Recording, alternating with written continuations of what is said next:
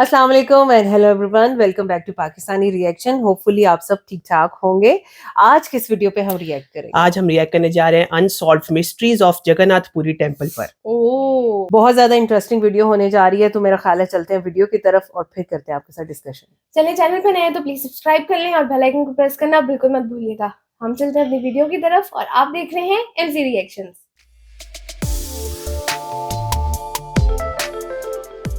चलिए जी sir, video को start करें।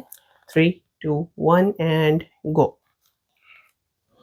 अच्छा, कोशिश करना कि बड़ी तवज्जो नील से माधव, सुने। जिसे कृष्णा का दिल बताया जाता है, वो असल में एक आर्क रिएक्टर है। इस मंदिर के ऊपर लगा हुआ झंडा हवा के ऑपोजिट डायरेक्शन में लहराता है। इन सब ने मिलकर 18 बार इस मंदिर पर हमला किया। राज।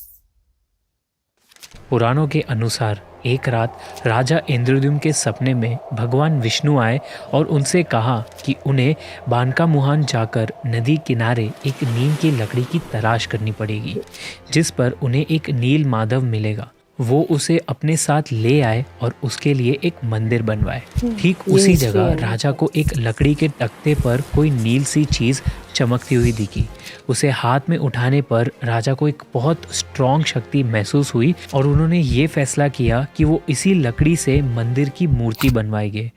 लेकिन उन्हें कोई भी ऐसा कारीगर नहीं मिल रहा था जो उस लकड़ी से मूर्ति बना पाए।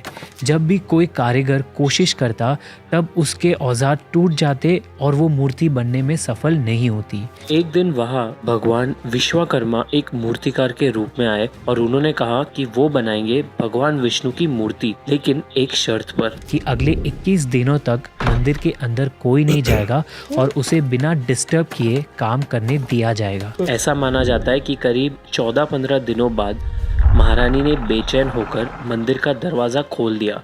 उन्होंने अंदर देखा कि वहाँ मूर्तिकार ने 3 मूर्तियाँ बनाई हैं। भगवान जगन्नाथ, उनके भाई बालभद्र और उनकी बहन सुभद्रा। लेकिन अभी उन मूर्तियों के हाथ पैर नहीं बने थे और काफ़ी काम बाकी था। अपनी शर्त को तोड़े जाने की वजह से अनंत ने अपना काम वही रोक दिया और इसलिए ये कहा जाता है कि आज भी उस मंदिर में रखी वो 3 प्रतिमाएं अधूरी है। हम बात कर रहे हैं विष्णु जी के 4 धामों में एक जगन्नाथपुरी मंदिर की। एक ऐसा मंदिर जिसके साथ जुड़ी है एक रिच हिस्ट्री और कुछ ऐसे राज जिनके जवाब आज भी किसी के पास नहीं है।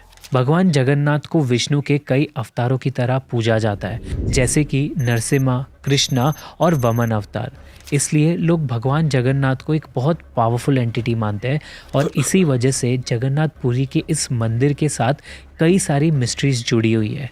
लोगों का मानना है कि जगन्नाथपुरी में विष्णु भगवान अपना भोजन करने आते हैं, इसलिए इस मंदिर में एक भव्य रसोई है जहां मिस्टीरियसली जो प्रसाद बनता है वो ना ही कभी कम पड़ता है और ना ही कभी वेस्ट होता है। कहा जाता है कि मंदिर में पूरे दिन में चाहे कितने ही लाखों भक्त आ जाए, उनमें बांटने के लिए प्रसाद कभी कम नहीं पड़ता। लेकिन जैसे ही मंदिर के बंद होने का समय आता है, प्रसाद अपने आप खत्म होने लगता है और एक भी दाना कभी भी वेस्ट नहीं जाता। प्रसाद से जुड़ी एक मिस्ट्री ये भी है कि प्रसाद को ट्रेडिशनल तरीकों से लकड़ी पर मिट्टी के बर्तनों में पकाया जाता है। ऐसा करने के लिए 7 बर्तनों को एक के ऊपर एक रख दिया जाता है।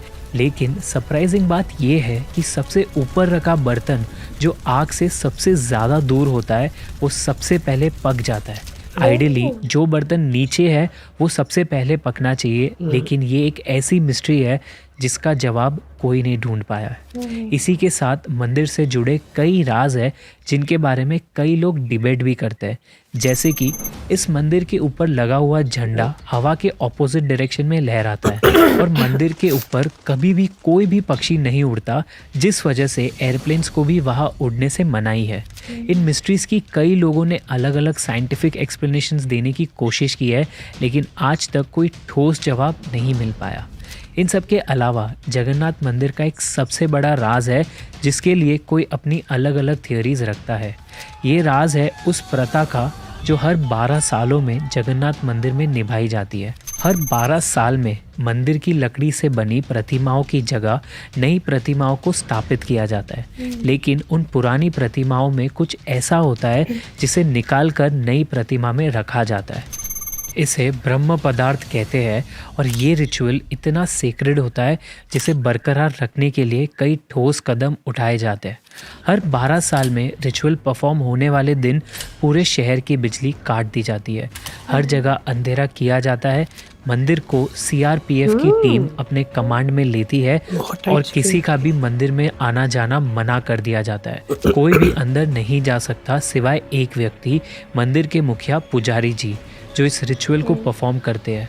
लेकिन उन्हें भी इस ब्रह्म पदार्थ के राज को जानने की परमिशन नहीं होती है, इसलिए उनकी आंखों पर एक पट्टी बांधकर उनके हाथों में मोटे ग्लव्स पहनाए दिए जाते हैं ताकि वो भी ना जान सके कि ब्रह्म पदार्थ क्या है। कुछ पंडितों ने अपने एक्सपीरियंसेस बताते हुए ये कहा कि जब उन्होंने ब्रह्म पदार्थ को छुआ तो उन्हें एक शक्तिशाली ऊर्जा का एहसास हुआ और उन्हें ऐसा लगा कि उनके हाथ में एक जिंदा चीज़ थी जो किसी खरगोश की तरह उछल रही थी। लोगों का मानना ये है कि ये और कुछ नहीं बल्कि श्री कृष्ण का धड़कता हुआ दिल है जो आज 5000 सालों बाद भी जीवित है। राजा इंद्रद्युम्न को नदी के किनारे जो नील माधव मिला था, ऐसा माना जाता है कि वही कृष्णा का दिल आज ब्रह्म पदार्थ कहलाता है। महाभारत के युद्ध के बाद जब एक दोपहर श्री कृष्णा एक पेड़ के नीचे विश्राम कर रहे थे, तब एक शिकारी का जहरीला तीर उनके पैर में आकर लगा। विष्णु जी के 8वें अवतार का धरती पर उद्देश्य पूरा हो चुका था, इसलिए उन्होंने अपने प्राण वही त्यागने का निर्णय लिया। वैसे महाभारत के ख़त्म होने के बाद क्या हुआ, अगर आप जानना चाहते हो तो हमें कमेंट्स में ज़रूर बताइए। महाभारत के मौसूल पर्व के अनुसार जब श्री कृष्णा ने अपनी देह त्यागी तो इस खबर को सुनकर अर्जुन दौड़े चले आए। उन्होंने श्री कृष्णा का अंतिम संस्कार किया, जिसमें एक अजीब चीज़ हुई। उनके पूरे शरीर के अलग अलग हिस्से प्रकृति के 5 तत्वों में मिल गए, लेकिन उनका दिल बच गया वैसा का वैसा धड़कता हुआ। अर्जुन ने उस दिल को एक लकड़ी के टुकड़े पर रख कर नदी में बहा दिया और उसी के बाद वो नील माधव के रूप में राजा इंद्रद्युम्न को मिला। इसी वजह से लोग मानते हैं कि भगवान जगन्नाथ की प्रतिमा जीवित है, क्योंकि उनके अंदर कृष्णा का दिल है और मंदिर से जुड़ी जितनी भी मिस्ट्रीज है वो इसी वजह से है। लेकिन फेमस आर्कियोलॉजिस्ट प्रवीण मोहन इस कहानी को साइंस से समझाते हैं। उनका कहना है कि क्योंकि श्री कृष्ण इंसान नहीं बल्कि एक सुप्रीम बीइंग थे, उनमें कुछ ऐसी प्राचीन शक्तियाँ थी जो मॉडर्न साइंस के लिए नहीं है। उनकी थ्योरी है कि ये ब्रह्म पदार्थ नील माधव, जिसे कृष्णा का दिल बताया जाता है, वो असल में एक आर्क रिएक्टर है, एक ऐसा डिवाइस जो बहुत ही भयंकर लेवल की एनर्जी प्रोड्यूस करने की ताकत रखता है।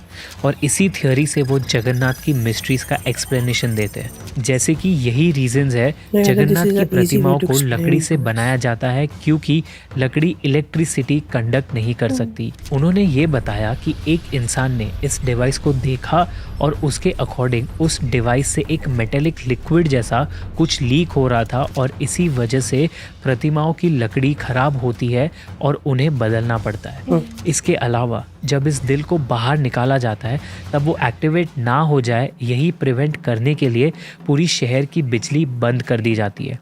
लेकिन जगन्नाथपुरी के लोकल लोगों में कुछ अलग ही कहानियाँ फेमस है।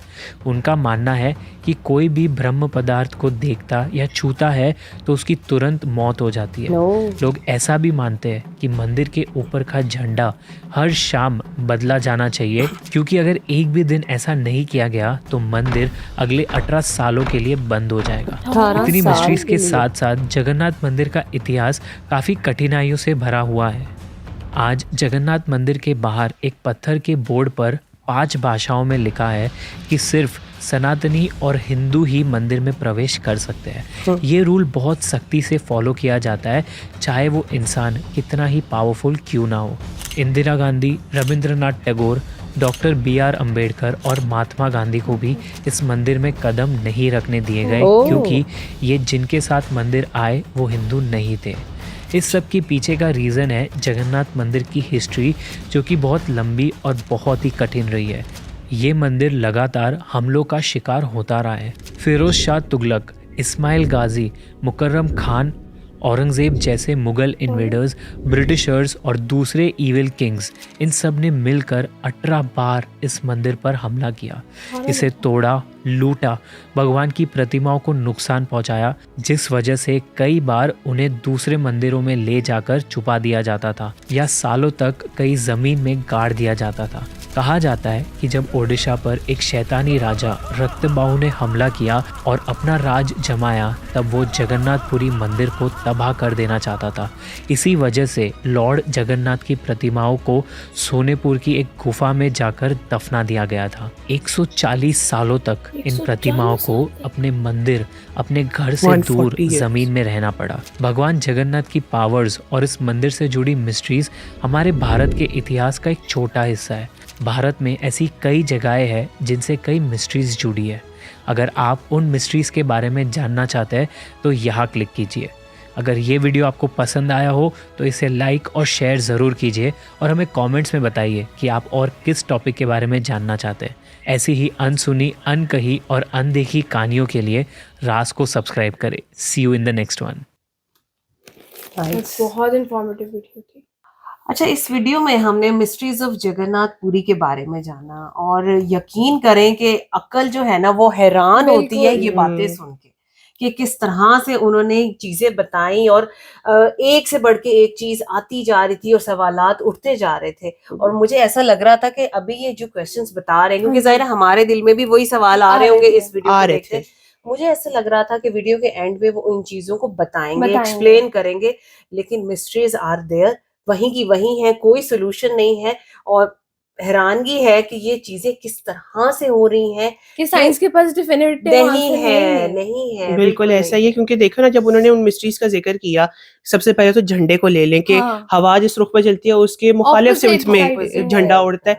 और वैसे उन्होंने सारी बताया कि अगर किसी भी दिन एक दिन भी ऐसा हो जाए कि उस झंडे को ना बदला जाए तो अगले 18 साल के लिए मंदिर बंद हो जाएगा। फिर उन परिंदों का ना बैठना उस मंदिर के ऊपर, उस मंदिर के ऊपर से ना गुजरना, जहाज का ना गुजरना, बिल्कुल नहीं, वो तो कहा गया है, लेकिन परिंदे वहां पे नहीं ऊपर से उड़ते।